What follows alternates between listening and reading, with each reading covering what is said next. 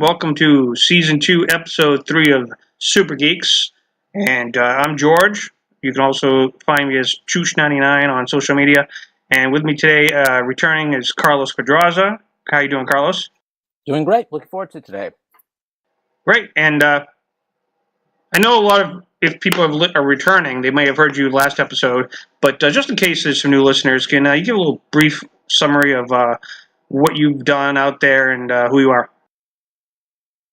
Sure. I'm an independent filmmaker, writer, and producer. I also wrote and produced episodes for Star Trek Hidden Frontier and Star Trek New Voyages, and also run Axamonitor, the website that monitors what's going on with Axanar and the aftermath of the copyright infringement lawsuit. All right. And returning, she was here a couple episodes ago, and she's been one of those reoccurring guest hosts, and that would be Sun Sale. How you doing, Sun? Hello, everyone. I'm doing okay. What have you been up to? I know that you're normally a host of Tribbles and XC, which is on temporary hiatus because the host is busy. But anything else you want to let us know you've been up to? There's not really been all that much for me to do, except watch all the fandoms and go, that's weird. It is an interesting time to be a fan. It's yeah. You know, they used to say that back when Star Trek The Next Generation and all those shows were all starting to come out, they called it the golden age of science fiction. I don't know what age I would call this one. This one's an interesting one, that's for sure. Well, for a while, a lot of people called it the golden age of fan films, and then Axanar happened. Now, there's a lot going on out there in the science fiction universe. Well, not just science fiction, just everything. One of the things I was going to do differently this week is ask each of you a question before we get into the main topics. I want to start a new segment where in the beginning I want to ask, is there any new shows that you have just discovered for the first time? They may be shows that used to be out there for a long time and you didn't check them out until they were done, the series was over and you found it on Netflix, or it could be something that you keep hearing everybody talking about and you decide to check out the hype and see if it was worth it and you like it, that you would recommend. I'll start with you, Carlos. Anything new out there? It could be any genre that you may have discovered.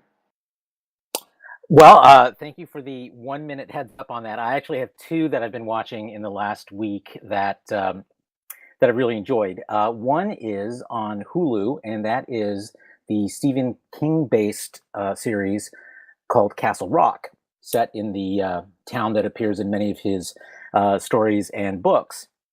And I am not a Stephen King fan, and this is not written by Stephen King, but it's set in kind of his universe. And I have to say, it was pretty, it hooked me, and I've really enjoyed it. So it's every Wednesday on Hulu. And of course, you can binge it for I think they've done 4 episodes by now. And it's fun watching, lots of mysteries and hints at supernatural things and dark things. So if you like that sort of thing, you'll probably like Castle Rock. I have heard good things about that one. And by the way, I think I only gave you a 30-second heads up. I'm giving you the benefit of the doubt. And then the second thing is just yesterday was the season finale of Cloak and Dagger. I've heard good things about that too. Yeah.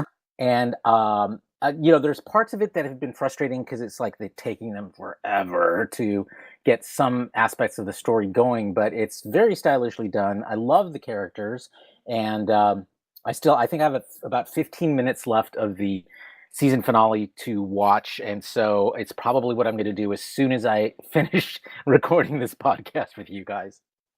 I'll have to invite Oren back another time with you because he raves about Cloak and Dagger on his Facebook constantly. He absolutely loves it, and I want to check it out. I'm very familiar with the characters. I just haven't. There's just so many shows out there. There's only so much time in the.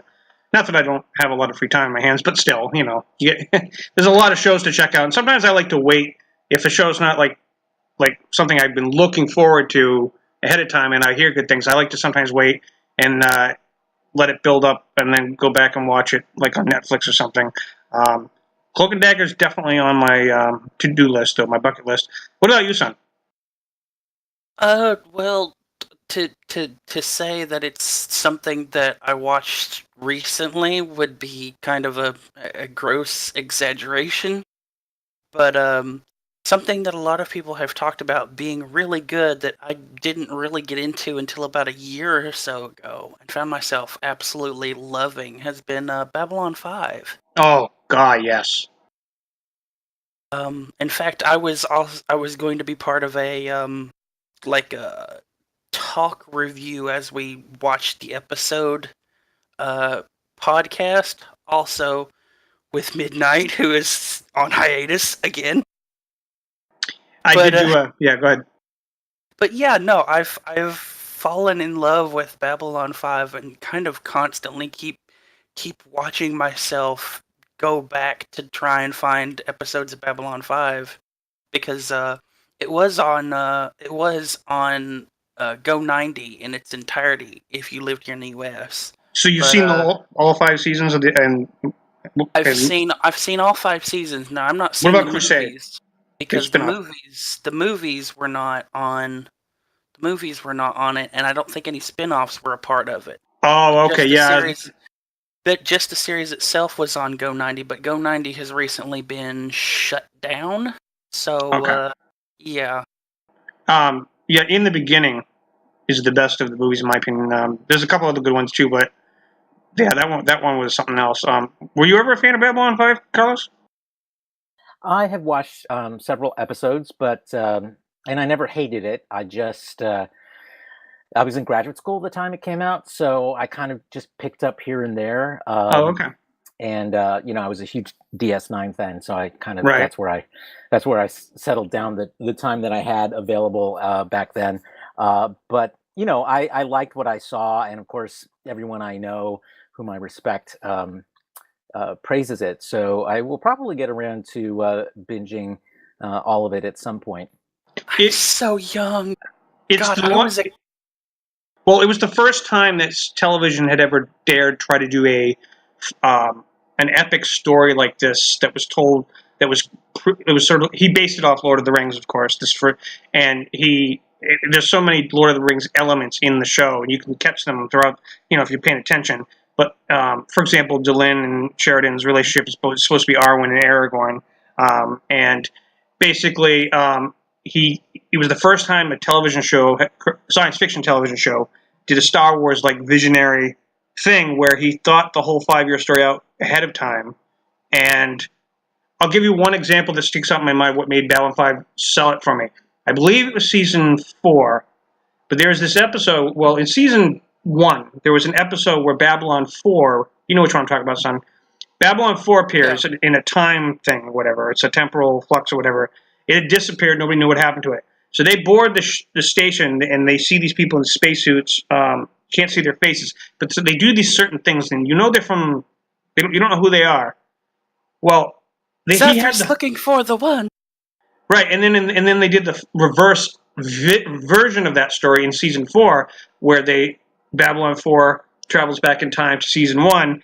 And you see that some of the characters are the ones that were in those spacesuits, and it wasn't something he like later thought, hey, that'd be cool if we make it so that this. You could tell he planned it that way 3 years in advance, so that this scene would play out on both ends of the time travel. It was incredible. I said to myself, I wish Star Trek had done this instead of all the resets where you go to an alternate future that never ever happens on Star Trek when you see a future. Mm-hmm. For example, like you go to Voyager, we go to the future and see Paris and Kess's kid. That, and then it gets reset. That never happened. That's always what happens whenever Star Trek goes to their future. It never ends up happening. On Babylon 5, every time you saw a vision of the future or they time traveled, it actually happens. It's not reset. It's not something that's like an alternate future. It really is planned out. And I thought they suffer the consequences. Exactly, and it's like I love the way they do that. So Babylon 5 was that topic could go on as a whole subject. It's worthy of it, but yeah, it's a good show. Now, Can I bring up my one pet peeve with Babylon 5? Sure. In the the opening the opening to it when he's doing his voiceover talking about Babylon 5. Yeah. Most of that is great. It's well written, but the end of it, just the phrasing drives me crazy. The way he says the name of the place is Babylon 5. And so it felt like really informal, and it like detracted Like from the what I thought last was best hope for peace. Well, every single year, Babylon 5. every Yeah. single season I mean, they change that opening thing there. Yeah. Yeah. Well, that just drove me a little crazy because I just felt like it cut against the grain of the atmosphere they were trying to create with the show, you know, of its epic nature. It was just like a tossed off informal, which sounded weird to me. The name of the place, Babylon 5. Yeah, it was definitely a show that was different, and it did actually cause a lot of Animosity. No, it changed some of the way that producers of television series foresaw. It actually influenced Deep Space Nine's Dominion War. Originally, it was a pitch for a Star Trek show, and there's a well-known story where nobody can say for sure whether Star Trek ripped off his pitch, turned it into Deep Space Nine, or if it was a coincidence. Because he did pitch originally, it was meant to be a Star Trek show, and they didn't. They rejected it, and then all of a sudden they came out with Deep Space Nine, and nobody knows for sure. But there's all that talk. Companies, especially companies like Disney, seem to do this fairly often, where they will reject a pitch, and then they will have their own internal companies make something that is almost exactly like the pitch, but just enough so they can get away with it. I'll tell you real quick my recommendation, and then what you just mentioned when we compare Deep Space Nine to Babylon 5 actually is a good segue for the first topic that I want to talk about. But the show I was going to recommend that I caught on Netflix recently is called The Pinkertons, and it's based off the real life cases of the Pinkerton Detective Agency. What's interesting about this show is that one of the main characters, Kate Warren, if you didn't actually check out the history of the Pinkertons, you would think that she was written to be a female protagonist who unrealistically is this, in the Old West time period, is this, larger than life female detective that they didn't have back then, which wouldn't be true this time. She is actually portrayed exactly the way she was in real life. She saved Abraham Lincoln's life during the from an assassination attempt, obviously one that was thwarted, obviously out of many, but she not many people hear about her.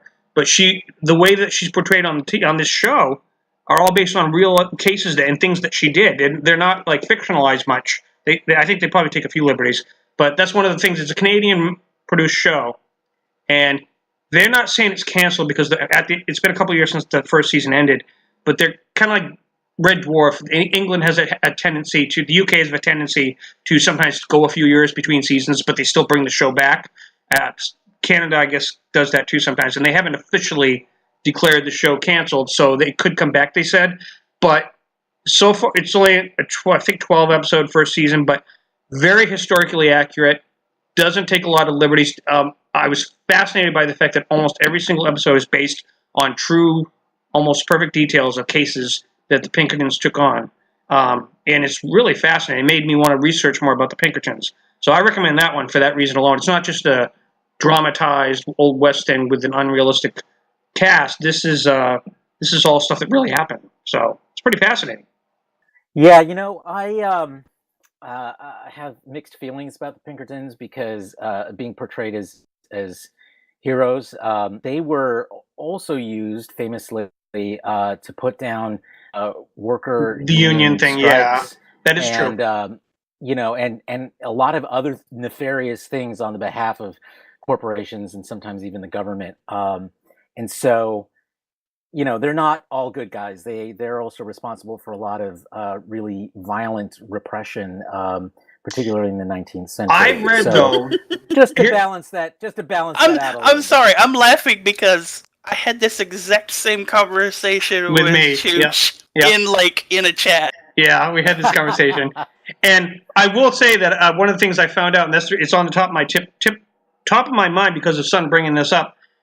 Alan Pinkerton, the main hero, the main character who started the agency, wasn't involved in that union situation. This was other Pinkertons. I think he might have even been dead at this point. I'm not sure. But when that happened, it was like someone else's hand. It's still the reputation of the agency itself. I agree with you, but the man who founded it had a strong moral center, and he wasn't the one. he didn't do those things, but it was someone else in charge of it that did do that. So that is true. As a agency, they do have some dark times in their records. They're not perfect, but the founder had the founder, which during this show, Alan Pinkerton, he was definitely ahead of his time as far as his beliefs. He chose to work for the Union because he didn't believe in. He wanted slaves to be free. And agreed with Lincoln on things like that, and he had strong moral principles. But I'm sure even he did some things. Nobody was perfect, especially back then, especially now, but back then especially. He was ahead of his time. I want to say he hired the first female detective, and she wasn't just given like secretary duties or anything like that. I mean, she really did James Bond type stuff. She was the real deal. Well, sure. I mean, I think in their favor, they certainly pioneered a lot of things that would take decades before being copied by law enforcement. So yeah, I mean, definitely. I mean, they played a pivotal role, good and bad, in U.S. history, and it would be nice to see some of the other side also dealt with a little bit as well, just because I think it's part of it makes it a more interesting story when you know that your good guys also had flaws. Definitely. So that's my recommendation. And you can find that on Netflix also. I should get free promotional Netflix stuff, but no, I'm just kidding. But the first topic I wanted to talk about was because now, in the hiatus time that I was unavailable to do this podcast, there was a lot of things that came out. I wish that I had been doing the podcast because I would have been talking about it the whole time. I did do my own private little, holding my phone live streams where I talked about this topic. But the Orville came out and finished its first season in this time period in between me bringing back the show here, and so did Discovery. We already talked about Discovery, but the Orville was a big surprise to pretty much everybody. And again, if Warren was here, he would be ripping on Orville. But I loved it. I thought it was interesting that Seth MacFarlane, and he admits he did this, he tricked Fox into getting the show out, because he misled them on purpose into thinking that this was going to be like Family Guy. It was going to be a comedy, and they used most of that stuff strongly in the trailers. But he was pulling a bait and switch because he was really wanting to tell his version of his beloved Star Trek: The Next Generation. But he knew that if he pitched it that way, Fox would probably have said no, because they were used to him being the funny guy, and they didn't know he could handle serious material like this. And the way he spun it around, I think it ended up making the show very unique. And at first people were confused. They weren't sure if they knew which direction they were going for. But then after a few episodes, you started to get an idea that this is not a one-trick pony. Let me start with you, Carlos. What did you overall think of the Orville and where it's at this point, where season 2 is coming out in the winter? Well, I like the Orville. I've enjoyed it. I've seen the whole first season. I have a couple of friends who work on it, and I think it's fine for what it is. There's certain things that it's not that I think people try to make it be. It is not Star Trek: The Next Generation Redux. I mean, it has obviously it copies. It's inspired by it. Yeah, I mean, it's inspired, and that's fine. I don't have a problem with that, but I do have a problem with people trying to always draw a direct competition between it and Discovery. I just don't see the need for that. I mean, the fact of the matter is the Orville is the Orville. It does fine on its own merits, and same with Discovery. And this notion that you have to put down one in order to lift up the other, I think is just a ridiculous and toxic part of Star Trek fandom, which I think is a shame, because I think it brings a stain upon on what's otherwise a pretty decent show. There are things I don't especially like. I kind of wince a couple of times every episode at some of the so-called jokes, but overall, I think it does best when it actually tries sticking to a story, and I don't mind some lightheartedness. I think that's fine, but there's only so many fart jokes you can have in a show, and So I try to overlook those and enjoy it on its own merits. I think I know what you're saying. Seth's belief was that he wanted to show like a realistic way that people talk and hang out when they're in their downtime, as if they're just people talking to each other. But I think sometimes it doesn't quite gel the way he intended it. Yeah.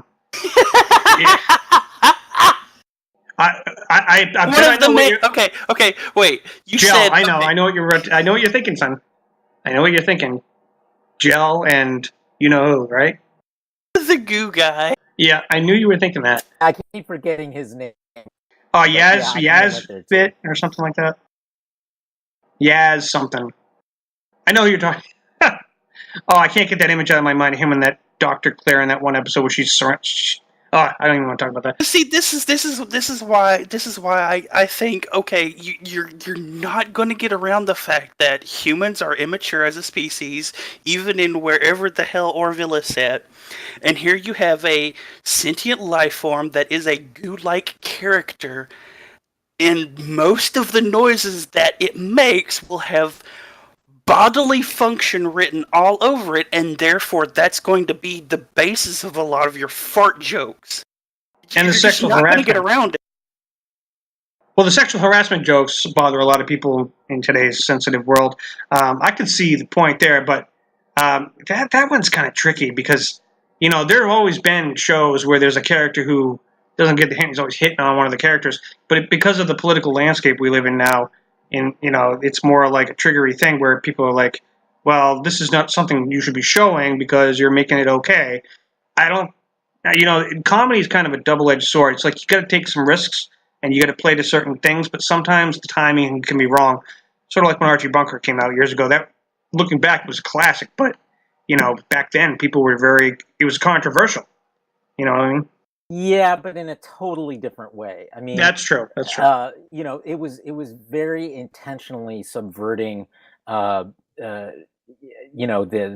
political standing of, back then was a large portion of the.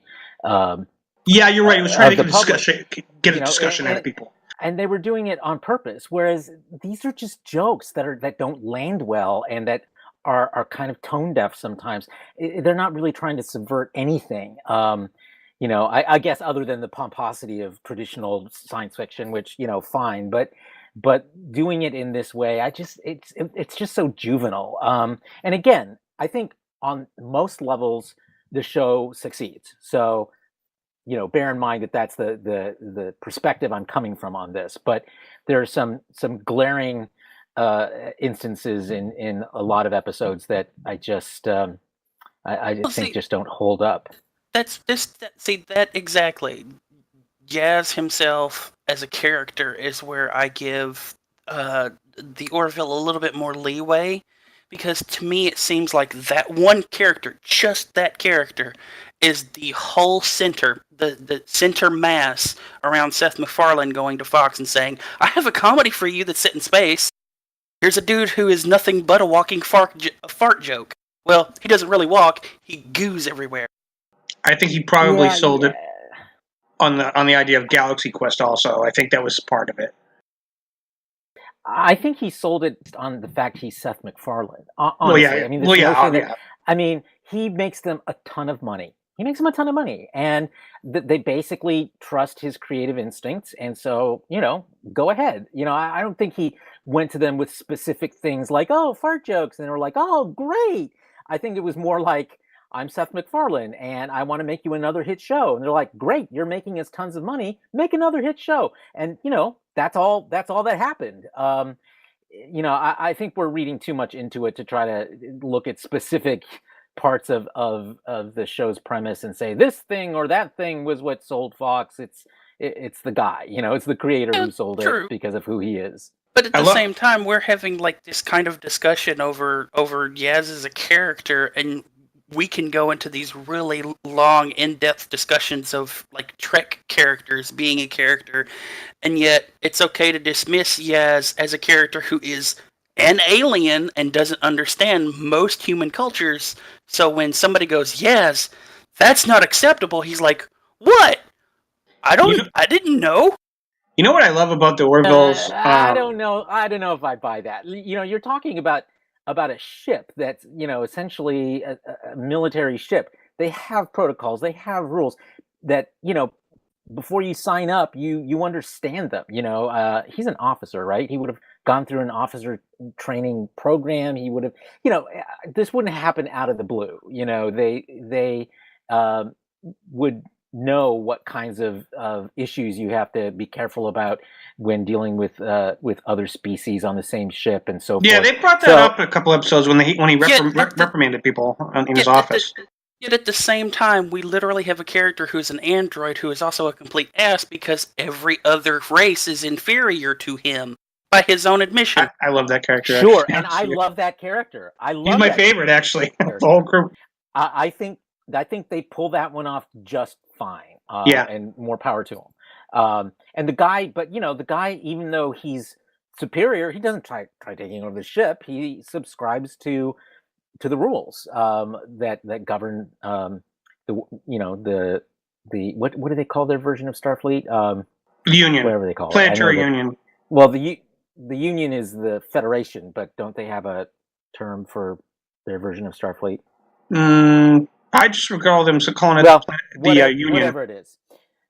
Yeah, whatever it is. My point is that it's an organization that has rules, and and sometimes and I have issues with the way officers are behaving on the bridge, where they're insubordinate and inappropriate, and et cetera, and it's like, I don't want to be too much of a stickler on it because I understand that it's supposed to be a lighthearted show, and that's fine, but but it crosses the line on just believability when you have a ship where officers are behaving in this kind of way. I think sorry, I'm terrible with the names. The basically the Klingon ripoff character. Bortus. I love the way they do him. I love the way they do about him. I mean, there's some comedy that works on that show.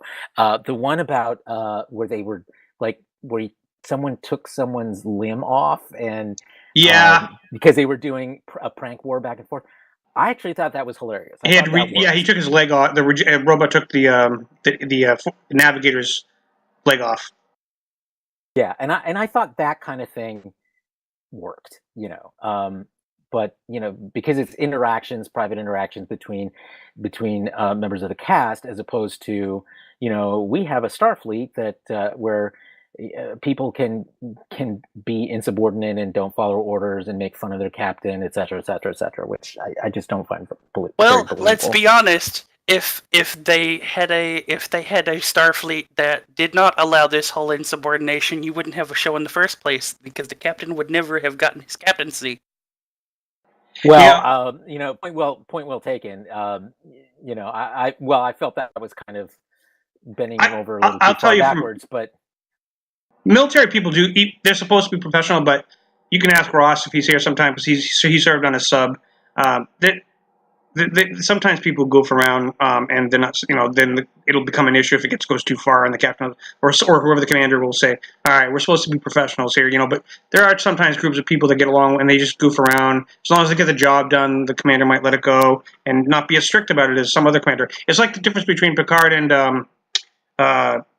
that other captain, Jellicoe, on The Next Generation. Different styles, different ways that they treat their crew, how much leeway they give them, and that's not completely unrealistic, to be honest with you. But they do push it. You are right. You're right. They do push it. I think you're totally right that there's room for different styles.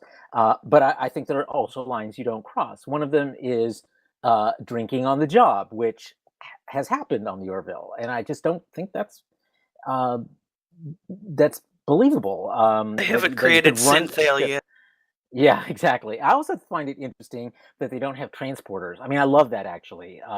Yeah, I like that. I like that that's a specific technology that they've avoided, and I like the way they work around it. I like the way that my favorite episode. I'm torn between two of them. One is the episode Krill, when we learned more about the Krill and how they operate when they went undercover.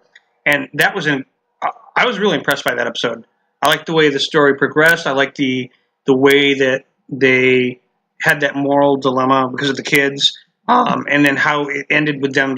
They're your future enemies. That was really a good example of some of the reasons why we end up making enemies in real life overseas. It was a good parallel, which is what Star Trek, which is space, which it's an homage of, or a tribute, you might say, used to do. That was one of the things it did best. And the other one was the final season finale where Kelly became a religious leader. And my favorite moment of that was at the end when she was feeling so bad about having caused all these things to happen in her name. But then when they get to that time period where they're even beyond the Orville crew, they pointed out it wouldn't have mattered if it was you. There would have been someone that would have been the religious. It was a phase they had to get through. I thought that was really well written. I don't know who wrote that episode, but the way that they basically told her, don't blame yourself, because somebody would have been a reason for everybody to rally around, like a Jesus type figure, and cause all this historical growth that had to happen. She just happened to be that person. And I just thought that the way it all came around by the end was probably one of the most interesting episodes of Star Trek that I've ever seen. I really like the way they handled that, though. It would have made a great... See, that's the thing about the Orvilles. You could take some of their best episodes, and you can picture what would have happened if Riker and Data and everybody had done all that, and you could take that script and bring it over to the next generation. I think they could have swapped out easily, and that's what I like about the show. Well, I mean, I think you can say that about virtually every episode of the Orville, and in fact, there's some that you get the feeling that it was done in reverse. So, it's both a strength and a weakness, I think, in the premise. But overall, it's a fine show. I enjoy watching it, and I like I said before, I just hate the fact that it's and people are pitching it as something that's competing with Discovery and being true Star Trek, et cetera, et cetera. And what they're really saying is it's old style Star Trek, and Discovery is going in some new and different directions because we now live in the 21st century. And I get that some people don't like change, but it doesn't necessarily make something better and or worse. I was just going to say, you just reminded me when I said I was going to bookmark this question, I was going to say when we got into this, what you just brought up, with Discovery announcing, or not Discovery, but with them announcing that they're going to do all these new Star Trek series, and one of them they're trying to bring back Patrick Stewart as Picard. And then you look at the tone of season 2's trailer for Discovery as being more lighthearted. I wonder if Orville influenced these changes, or if that was just something they were going to do anyways. Honestly, I don't think it influenced it. I think when you come out of a season of war, of course, everything by comparison is going to be more lighthearted. There's lighthearted parts of the first season. So this notion that somehow they're watching what the Orville is doing and then gauging what they're going to do, that's just not the way creative people work. No, but there's a lot of things that like the feedback of the fans saying it's too dark, and then you see the success Discovery was. I'm wondering if they took that on board as part of their decision making, which isn't necessarily a bad thing. It means they're listening to the fans, which I'm wondering if that is a possibility. That I'm not saying that they said, well, we got to copy Orville, but what fans complaining about Discovery's darkness from the first season, and at the same time seeing how fans talk about Orville and how they like it, how it reminds them of the optimism of the TNG era. I'm just wondering if that it might have made them go, let's listen to some of this feedback and take it on board to going forward. Honestly, I doubt it. I just do, because when you're a creator, you either have faith in what you're creating or you don't, and when you don't, it shows.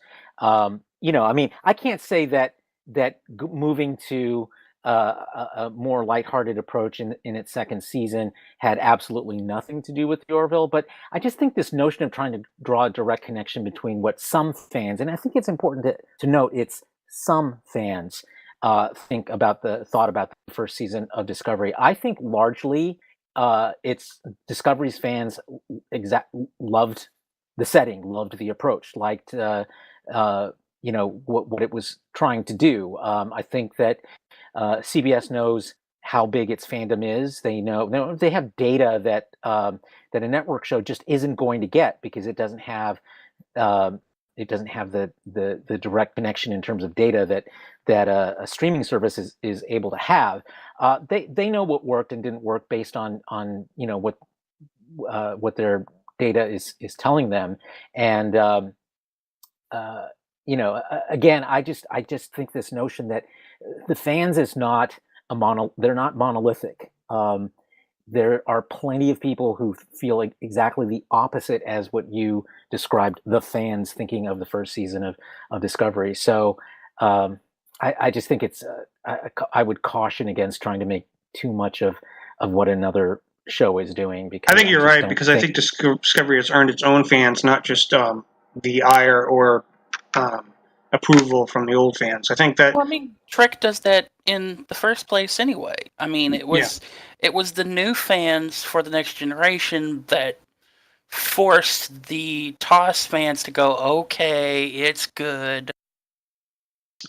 Yep, I agree with you. I think that that's a very good point. And same with the JJ films; they had their own fandom built in that never seen Star Trek and there before. Are people who are old guard fans that absolutely hate JJ Trek. Yep. I mean, JJ Trek is fun for being its own thing, and you can consider it's its own thing. It's still Trek. It's not what I consider Trek, but it's still Trek. I enjoy it for being like a fun little Star Wars light kind of popcorn flick. Well, when I moved into this new apartment, one of my new neighbors is a huge Trekkie. He's a little bit older than me, actually, and he said to me, we were talking about this subject about a week ago, and he said, I've only seen a few episodes of Discovery, but not because I don't want to. He says, I just didn't want to pay for all access.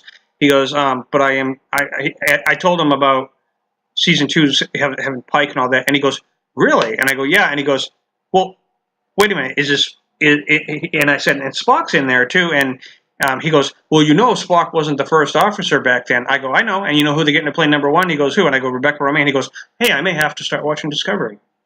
That piqued his interest because, well, not because it was Rebecca Romijn, but although that's funny. It's because he's curious, and we almost both said it at the same time. Carlos and I agreed with this. Oren didn't last week.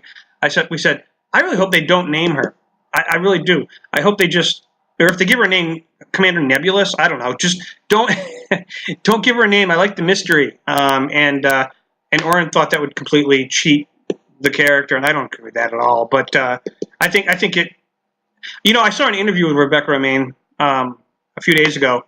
She kind of hinted that there is no name for her character. But we'll see. I stand by not wanting to know her name. I just, I agree. You don't need to. You just go, this is my first officer, number 1. There you go. And you just go, hey, number 1, what's up? Okay, Commander. You don't have to give her a name.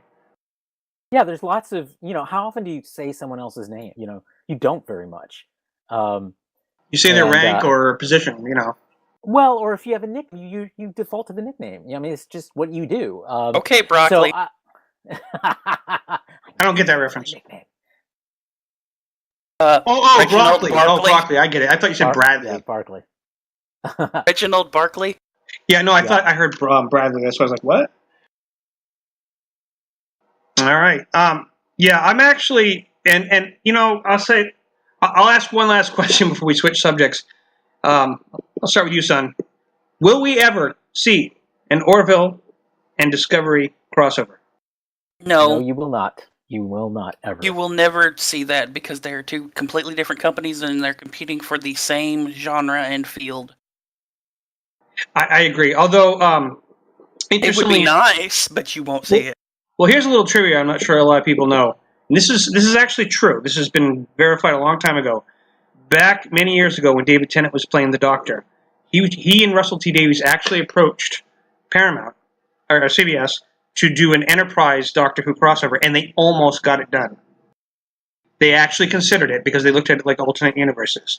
And they felt Enterprise fit because of the temporal Cold War and then the Time War, that they could somehow make it so that there was a connection there. So David Tennant actually with Russell T Davies, they actually reached out and said, "Hey, what do you guys think about this?" The fans would, both sets of fans would love it, but ultimately they decided to say no because Enterprise ended just a couple of years before Tenet took over, so it was still kind of fresh in the trip. But there was an attempt that was made, a reach out was made. That's why some people think it's not impossible that Seth could, for a joke or an episode of some kind where the dream or something. Because if you watch the Orville, there are mentions of Trek in the Orville, like and there's Trek was a mentions of show that existed in the history of Earth leading up to Orville. Right. Well, they did an episode of Webster years ago where he had a dream that he went on the Enterprise D and he hung out with Worf. So some people are saying, well, it could just be a dream sequence. It could be something funny. It doesn't have to be like an actual in-universe canon meeting between the two crews. It could be just a fantasy. And then you wouldn't be really crossing the streams, really, but it could be fan service. I don't know. I'm not going to rule it out. I'm going to tell you. Not going to happen. Not even as a fantasy little... Nope. Here's why. Branding.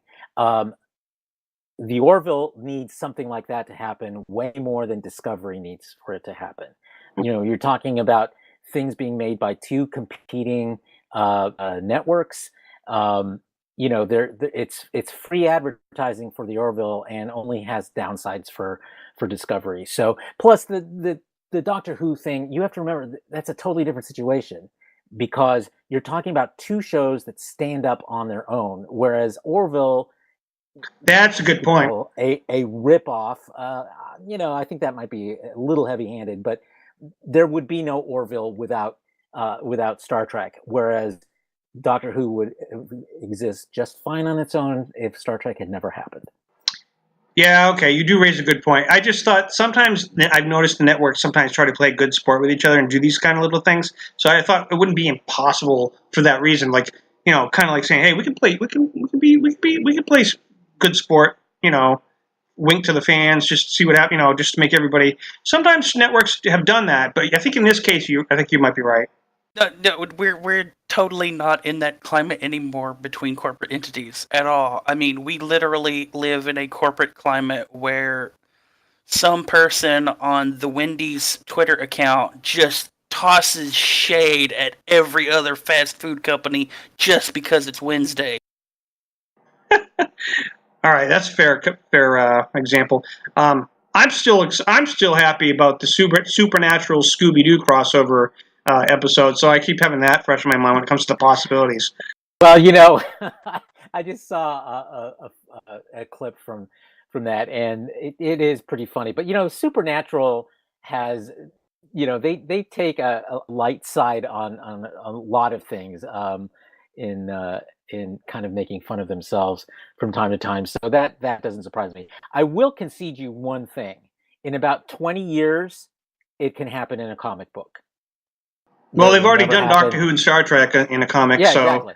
And you've seen lots of weird things. They did Green Lantern in Star Trek. They've done a lot of this. True. You'll see it in a comic book because they don't count. It's a niche audience, and I wouldn't be surprised if it happened there.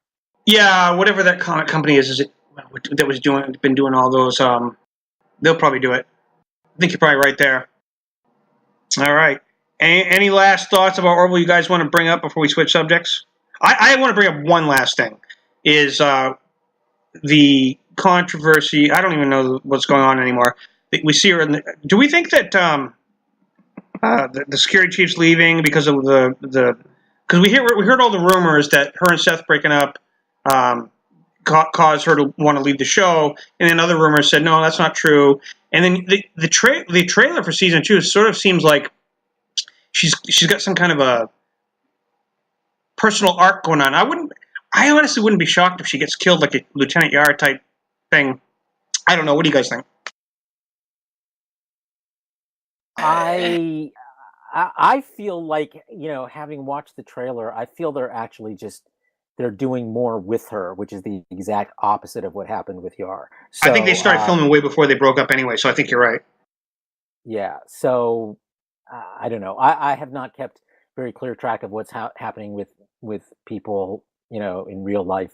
around the Orville. But so my opinion is based solely on what I've seen in the trailer.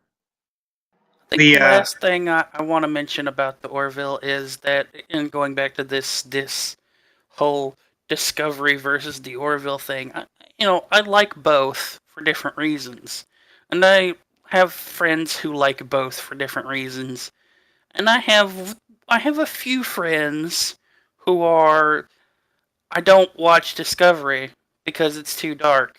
I watch the Orville because it's a lot lighter, and in my head I just can't quite process this.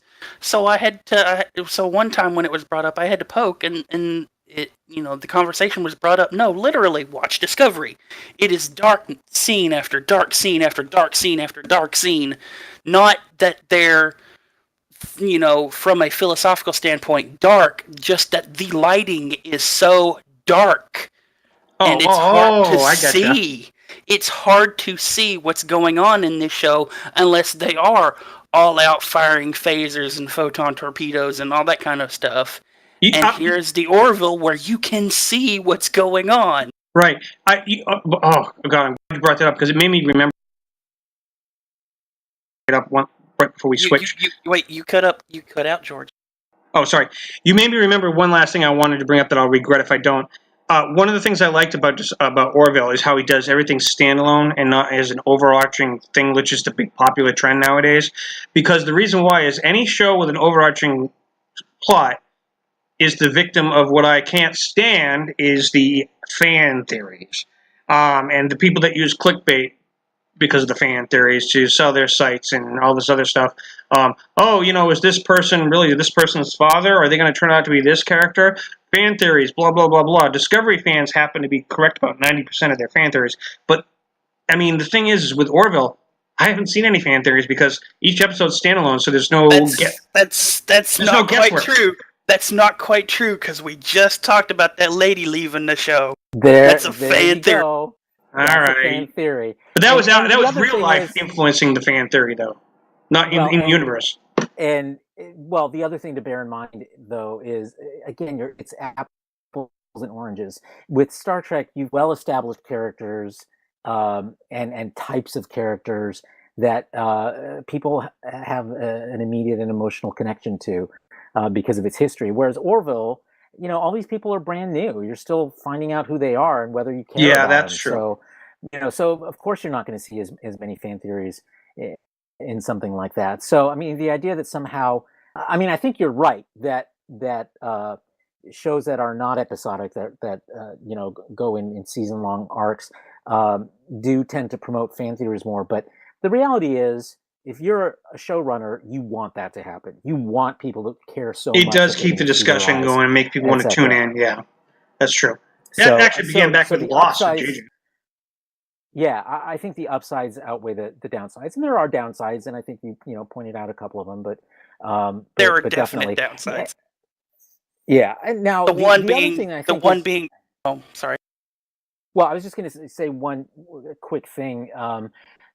Harkening back to something you said earlier, George, about the fans liking certain aspects of the Orville and Discovery somehow changing what it was doing in response to that.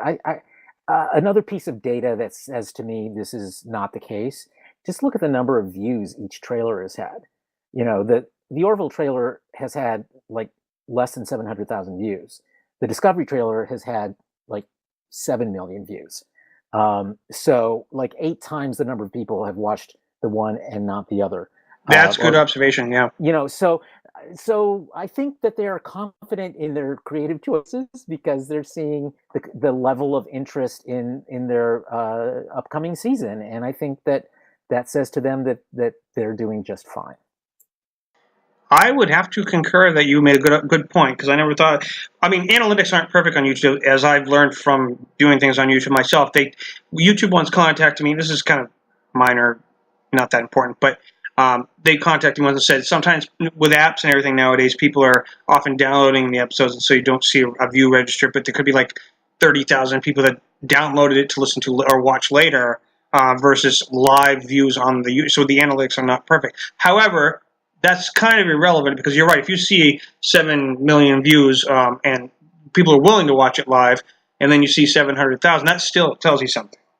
Exactly. I mean, you're exactly right. YouTube bricks are not perfect by any means. We don't know, for example, how many viewers that we're talking about. We know how many views they've had because I'm sure, like me, people have watched it multiple times, and so if I've seen it 10 times, that's 10 views from one person.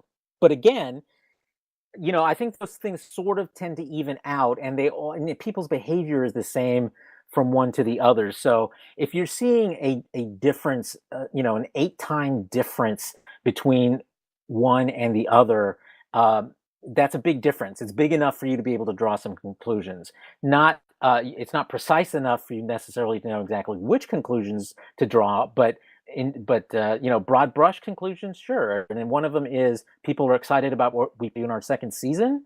Those numbers do speak for themselves. Yep, and also going back to the thing about the episodic versus the overarching plots, difference between the formats of the shows. I personally have only watched the Orville season 2 trailer maybe twice because I'm not looking for anything. Like, I'm not trying to find clues about what could be going on in this big long plot.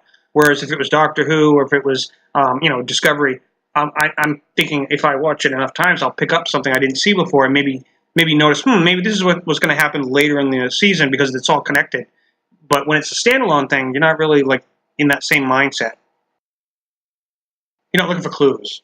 I think one of my biggest problems with the new, it's a relatively new thing, but this new trend of having this really huge character arc of a story and then having an after show. Please, CBS, get rid of the Trek after show.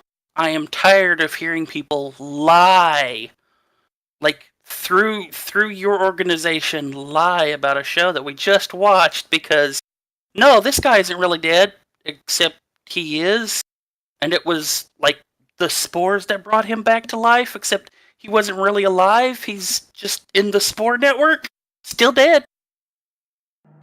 Well, you know what? After shows are reviews, reaction channels. All these things are popular now.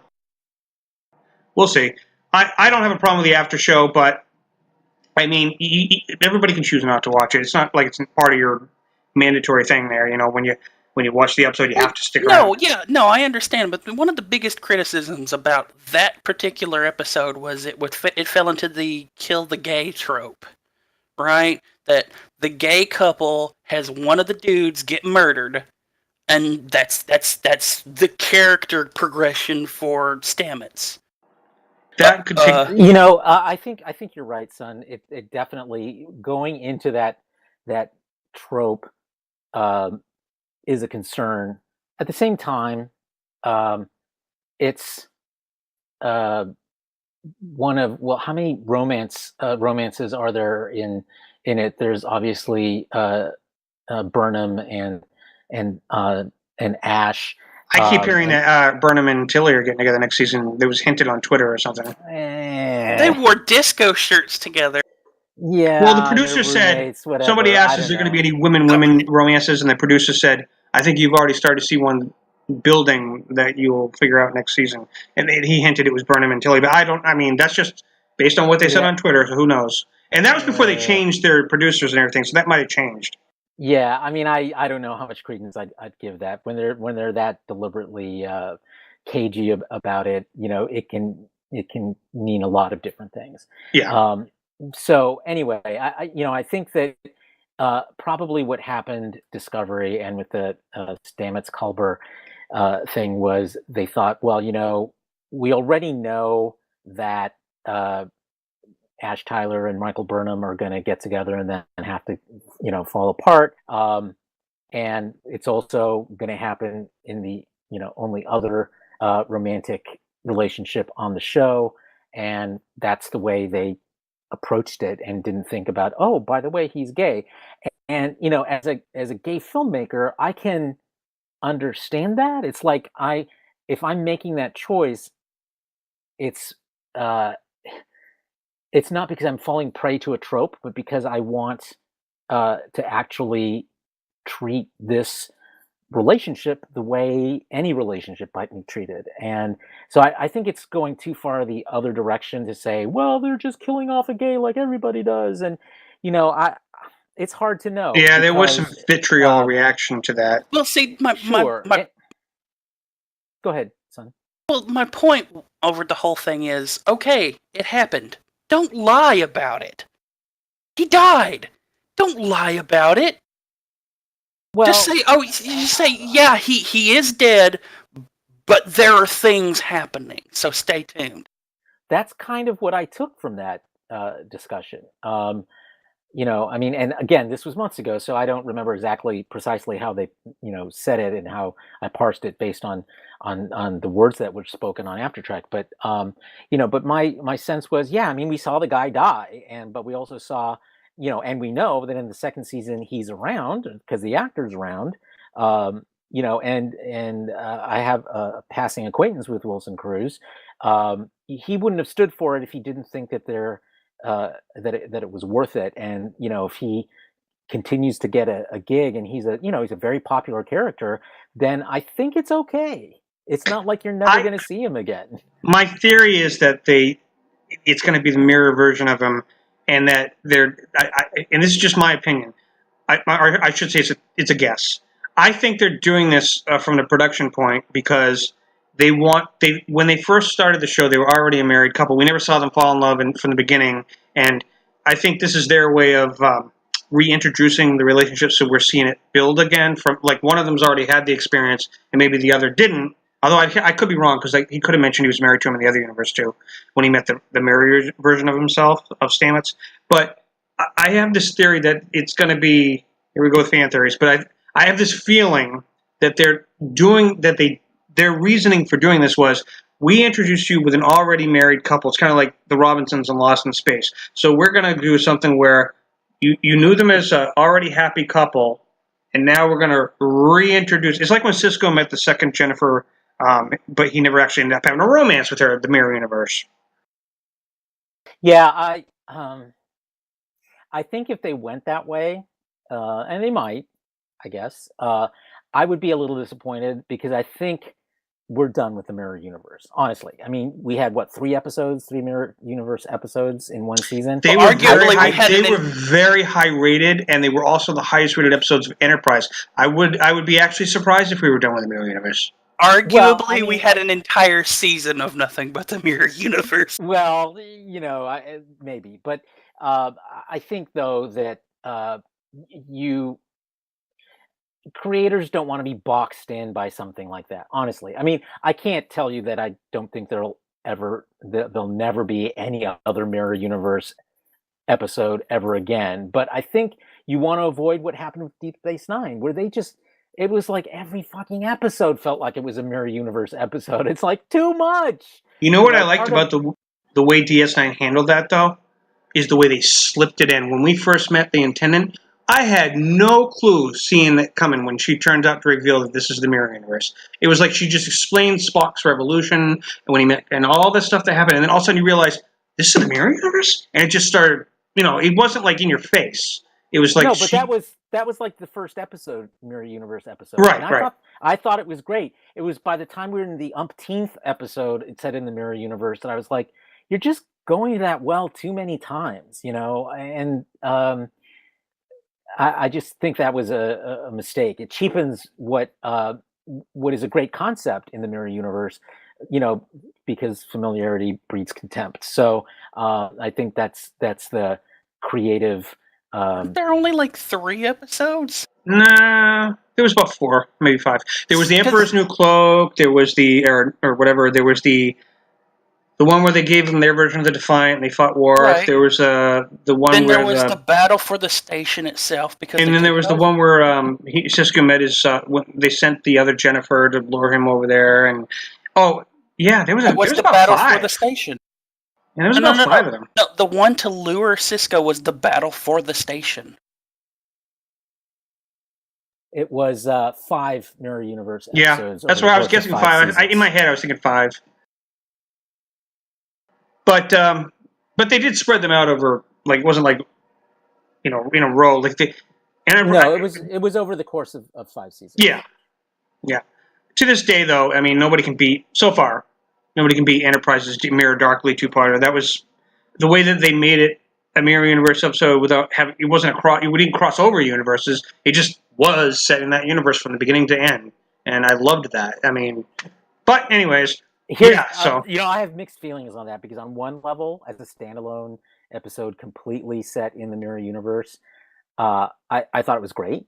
But I did miss having some kind of crossover element. I guess you could argue that when they looked at the archives, the starship was the crossover element. Well, they also him and Hoshi looked at the history of their alternate universe selves, and that kind of felt like to me, the value of the Mirror Universe episodes that we've seen in the original series and in Deep Space Nine is what the characters we care about learned about themselves vis-a-vis their counterparts and the other universe, which is something we didn't see in Enterprise. I disagree. I think it was in reverse, though. I think the Mirror Archer learned about what his we don't care about the Mirror Archer in any abstract sense, whereas we care about Mirror Hoshi. Real.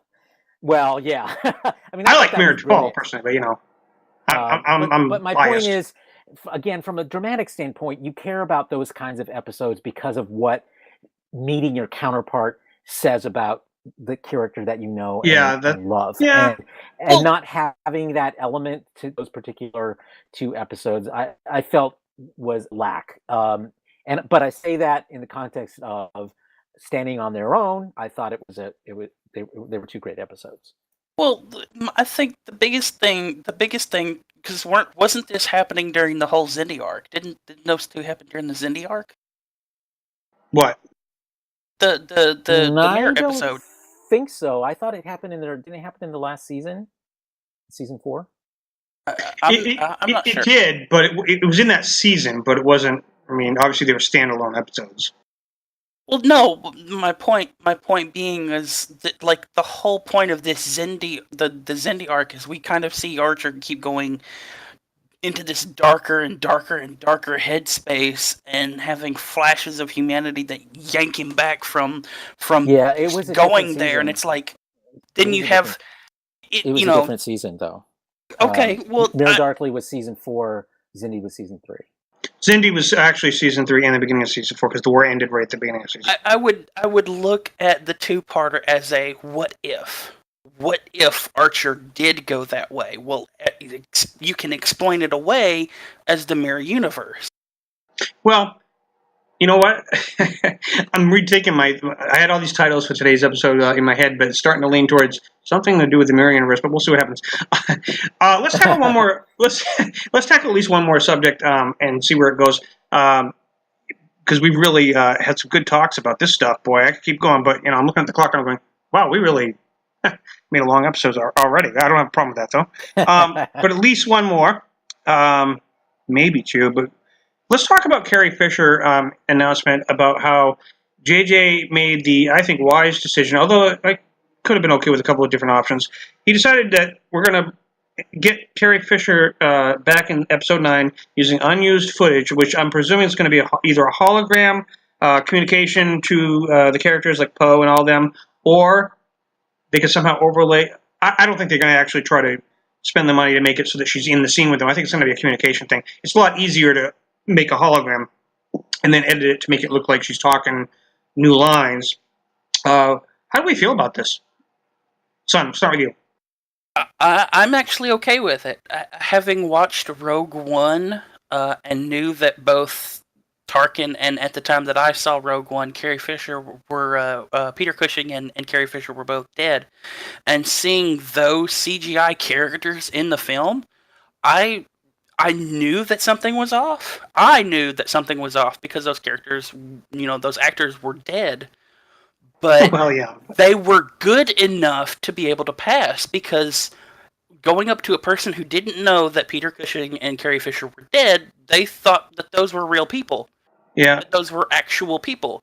And it's like, we have reached this point in our special effects technology where we can have passing actors. You can, but the whole point of what they debated over the last year was most people felt it was wrong to do the CGI of her.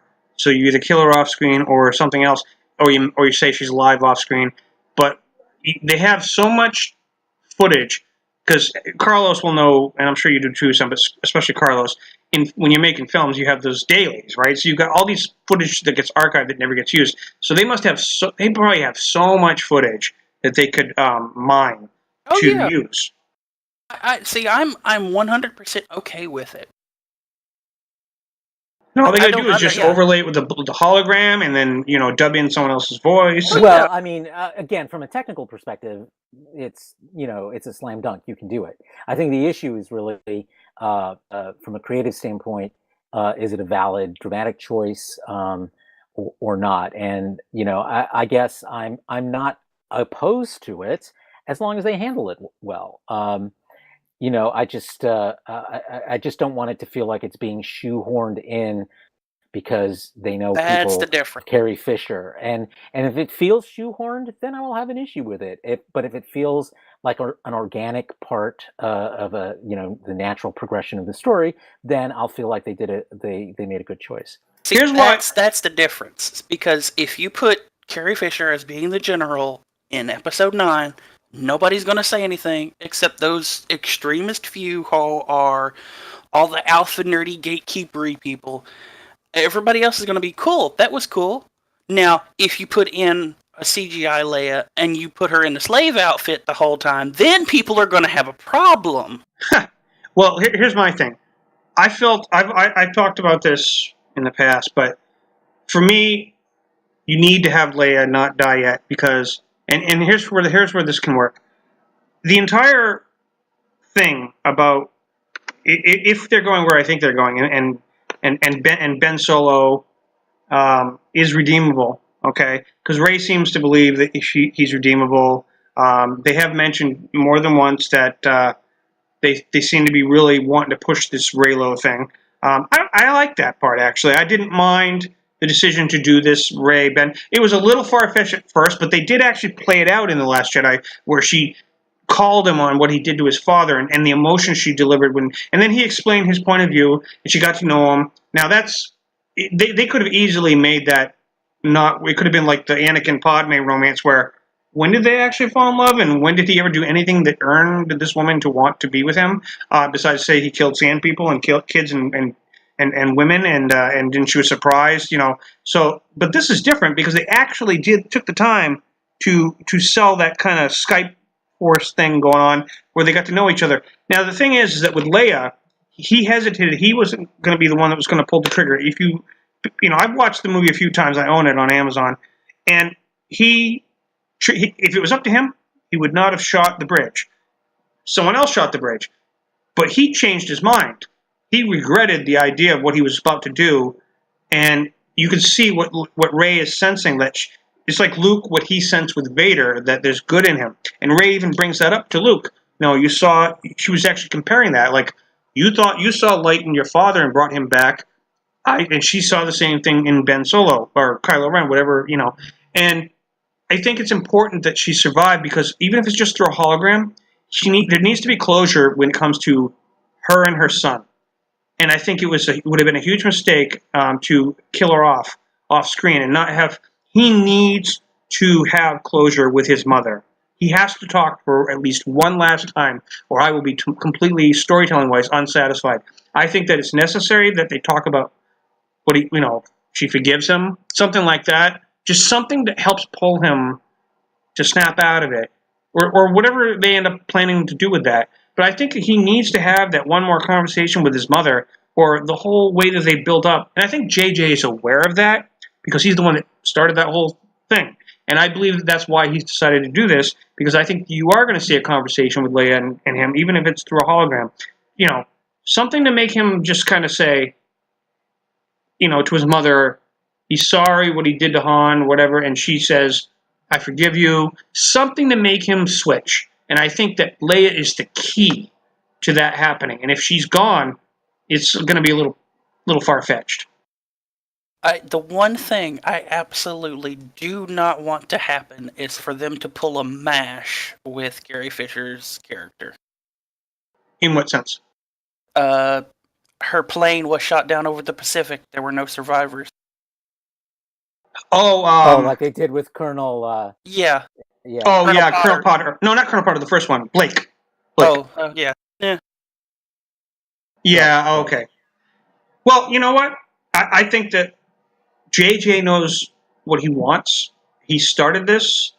I think that Ryan Johnson... JJ gave him suggestions, according to Daisy Ridley, and he kind of chucked them. He did what Luke did with his lightsaber. He just chucked it and said, I'm going to do it my way. So now they have to clean up a little bit. In hindsight, I kind of like some of the things, a lot of the things they did. I understand why Ryan Johnson thought the way he did when he made his decisions, but I think that I don't think JJ is going to just pay fan service to make everybody happy. I think he knows what he would have done if he had been doing the trilogy. He's just going to do it the way he would have. Well, far be it from me to accuse J.J. Abrams of doing things for fan service. He said sarcastically. He does plenty of fan service, so I don't see him not necessarily not doing it. Maybe from pressure from Disney a little bit because of what happened, the backlash. I think it's plenty of on his own. But the reality is a couple of things. First of all, I agree with you from a dramatic standpoint. It would be most satisfying to see Princess Leia, Admiral Leia, play some role in the redemption of Kylo Ren. That would be great. I think the problem is you have a dead actress and you only have so much footage. And like I said, if it looks shoehorned, it's not going to play. While I agree with your intent, I'm not sure that necessarily they can pull it off in a way that will feel authentic. But maybe they can. I just think I only point that out as that being the huge hurdle that they have to get over in order for it to work. Between if they do this right, they have an opportunity. They planted the seed that Kylo has feelings for Rey. It's very obvious. It's no one. They're not. I've heard different things. But that doesn't mean ergo Leia. I mean, No, but what I mean is that what I mean is between Rey believing in him and he gets his mother to say, because I think he didn't fire on her because he felt like, I don't think he believes he's forgivable. I think he thinks he needs to hear it. So, that's just something the biggest point that you're trying to make, George, is that in a story like Star Wars, you can't continue to have someone be a Sith, that he has to have a redemption at some point to be able to, quote unquote, get with the girl. It's like Peter Capaldi said in that one episode with the Zygons when they were going to hit the buttons, and he said, "You don't believe you're forgivable. Well, here's a twist. I forgive you." I feel like if somebody... I think that's a psychological truth with a lot of people like Kylo Ren, that if you're going to go there and you're not just making it up as you go along, and you actually are thinking about the psychology of the character, that his mother is her saying something, like "I forgive you," lifts that burden off of him to allow him to either... I don't know if he's going to completely switch back to the light side, but maybe they're going to find some middle ground. I'm feeling like the way they're going to win this war because militarily, yeah, Lando could turn out to be bringing in all these reinforcements, but it doesn't look realistic like they've got the ability to militarily defeat the First Order. So my belief is that what's going to end up happening is Rey and Leia turning him to the good side because he's in the leadership position is the way they win. They win by changing the leader to the good side, and then he is in control of the First Order and makes them do things that aren't oppressive regime anymore. So therefore they end up winning anyways, but they don't win by military defeat. I don't see that being realistic unless this mysterious fleet comes out of nowhere that actually outnumbers the First Order, which is going to be... That would be shoehorned in if they say Lando conjured up this mercenary fleet and they can defeat the First Order. I mean, I think that the only way they're going to, turn things around is from inside, not from. Here's an interesting thing that I've just been thinking about, Chooch, and that is if you have you're trying to base the forgiveness premise on his mother. Well, newsflash: the Jedi that we just saw die has been communicating with Force ghosts forever. How about he haunt Kylo as a Force ghost with the forgiveness spiel over and over again? And not only Luke, because we know Mark Hamill's back. I would love it if they actually bring Hayden back, because he worshipped Vader, and I think the grandfather coming in as a ghost and saying, you know, I made a big mistake, and you don't have to go down that road. I think that's an obvious decision. Not going to happen. You don't think so? No, it's so on the nose. Yeah, that's the problem. It's too on the nose. I just don't think, I mean, they did bring Yoda back as a Force ghost in this last one, but it's just too convenient. It's too, plus I don't think it would work necessarily. I just don't think he thinks enough of Luke for anything Luke says to him to make a difference. And, and as far as Hayden Christensen Vader, redeemed Vader showing up, there's plenty of ways for him to reject anything that guy might say to him. That I don't see him being able to carry enough moral heft to make that much of a difference to Kylo Ren. I will tell you one thing real quick. This is canon, by the way. Now, a lot of people argue that they don't like it when you're required to research or see other books or media. Disney's different with Star Wars, though. They have that canon committee. The recent Poe Dameron comics, which I've been keeping up with, have been telling the story that leads up to Episode 9. And they keep telling everybody, you don't have to read these, but if you want a clue as to what's going to happen, read these. And I've been reading them. And in the issues, Rey is researching those Jedi books that she took, and 3PO's been translating them. And she's learning some of the things that she thinks Luke missed, as far as the way the Jedi used to believe and where they got lost along the way. And I think that what's going to end up happening is, well, we already know Mark Hamill's been announced. He's going to obviously probably commune with Rey. She's going to have questions for him. They're going to talk. I think that,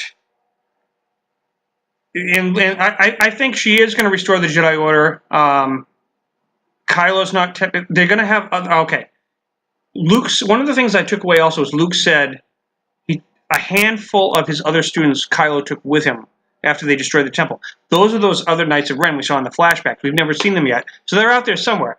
So although Kylo's in charge of the First Order, he's got at least 5 other, unless many of them died, he's got at least 5 other former students of Luke turned to the dark side, the Knights of Ren, that could challenge him, that he has to deal with, that whether or not they'll actually use them in the next movie or not, or if they'll be part of some alternate canon or media thing like a cartoon or something. There's so many different ways JJ could make this go. What I'm nervous about is he's going to try to do too much in just a short 2 hours, and not make it smoothly work out. What do you guys think about any predictions on whether this is going to be a few years later, or if they're going to go right into the next one? I'll say this from a standpoint of having seen the first 2 newer films at this point. I am really, really tired of all this personal story narrative following. Okay, we followed Rey. Okay, now we followed Kylo. Okay, in the first film, we had all of these hints. We had all these hints and an outright happening of greater political connotations, like Starkiller Base destroying the entirety of the Republic at that point. Yeah, the New Republic. Yeah. Yeah. Okay. The next thing that we see is an entire film where the First Order, not having taken over the galaxy at that point, is literally chasing the rebellion, who in the first film were saying they couldn't get funding from the Republic to create an army to fight the First Order. Okay, what are the bigger political connotations going on in the galaxy now that the New Republic is dead. The First Order is like this massive thing, but they're not really present because they're chasing rebels.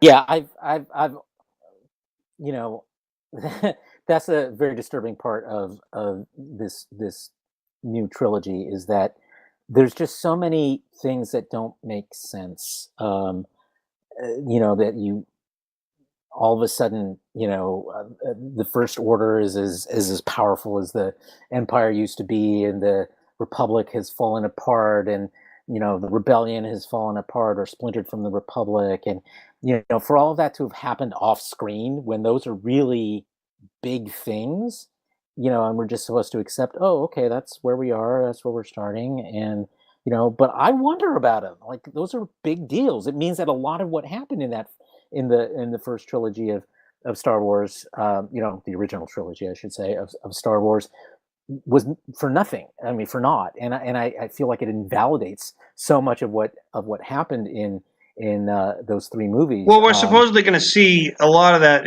filled in the new live action series, but I know what you're talking about. I understand what you're saying.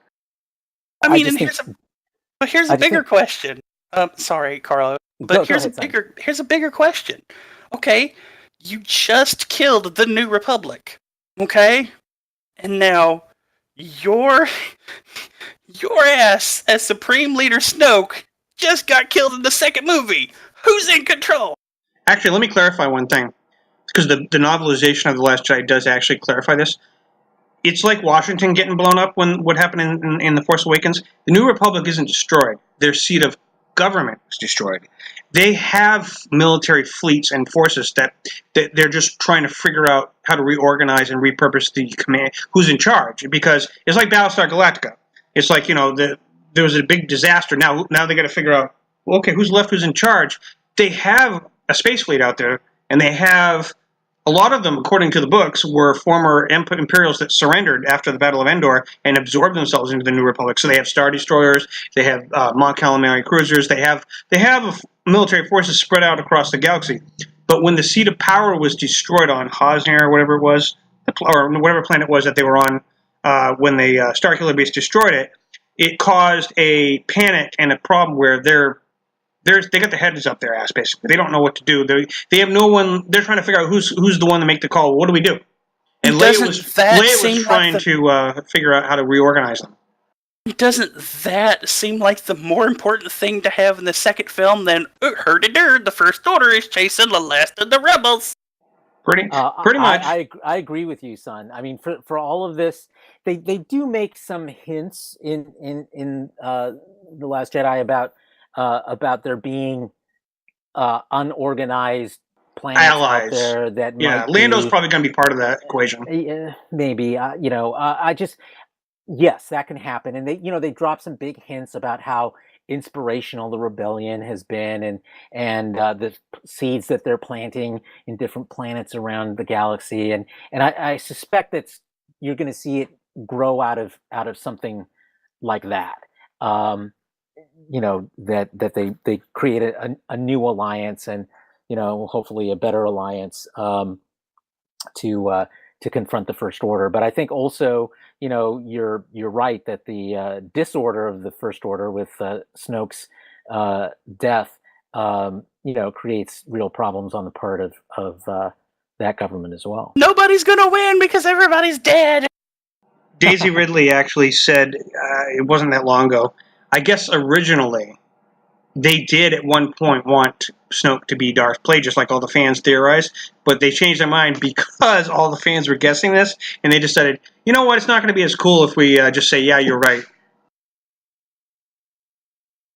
So they changed it. I don't know if that's true or not. It could be just a rumor, but I mean, I think Daisy Ridley said something along those lines, but I don't know. Snoke will obviously come into play in the upcoming Star Wars Resistance animated series by Dave Filoni, because it takes place just a couple years before Force Awakens.